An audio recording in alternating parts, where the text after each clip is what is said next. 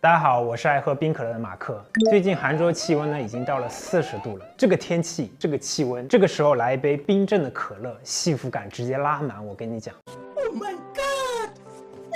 但是公司的小伙伴跟我吐槽，自己合租的房子冰箱已经被室友填满了，里面呢啥都有，就是没有一个可以放可乐的地方。作为老板，秉持为员工考虑，解决员工的痛点，所以我们斥巨资从众多品类中精挑细选，最后选择了8个大家耳熟能详的品牌，并通过官方渠道购买了他们品牌中价格最便宜的双门冰箱，一共花费了5650元。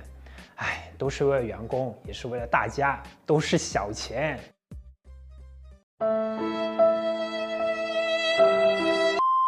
它们分别是368元的志高、398元的奥克斯、599元的康佳、699元的新飞、769元的 TCL、799元美的、919元的海尔、1099元的格力。我们会从冰箱的体积、制冷效果、温度稳定性、耗电情况以及噪音这5个角度来对这8台冰箱进行测试。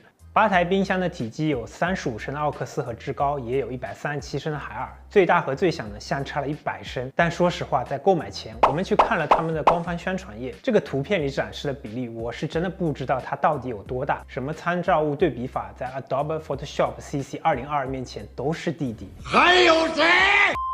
就比如说奥克斯和美的这个，都比厨房的桌面都高出了一截。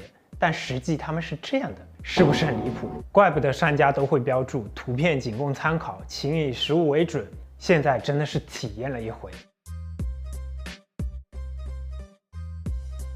这些冰箱的容量有大有小，那具体能放多少东西呢？于是我们购买了200听330毫升的可乐，这下真的可乐自由了。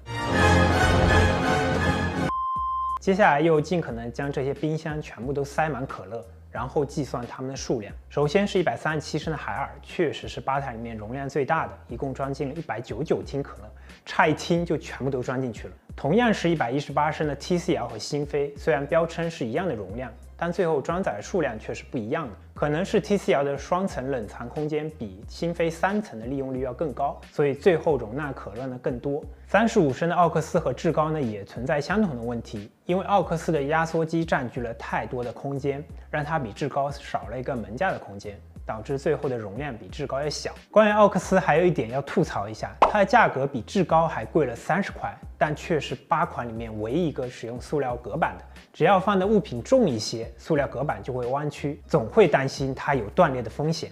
但让我最惊讶的是格力，只有78升的它居然比88升的美的以及102升的康佳装的都要多。美的装的少的原因是它在冰箱的门架处放置了一个专门放置饮料的架子，但只适用于一些短一点的罐装饮料，对于我们这种瘦长的来说就放不下了，所以最后的数量也会少一些。但是康佳标定比格力容量要多24升，结果测试的数量和格力基本一样，这就有点说不过去了。我们也实际测试了这2台冰箱的体积，结果两者的数据相差是不大的，那只能证明康佳容量是虚标了。